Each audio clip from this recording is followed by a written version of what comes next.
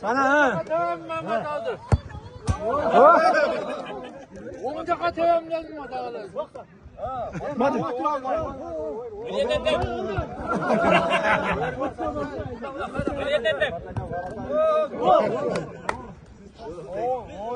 Gündür Aydın Carık'ında oynaydılar. Oynayan yok. Evet, sıra ben bir izledim. Tamam Atmacı. Evet,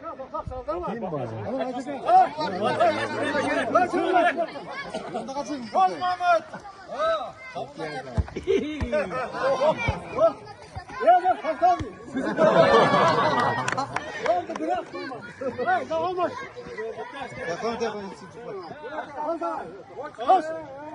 He.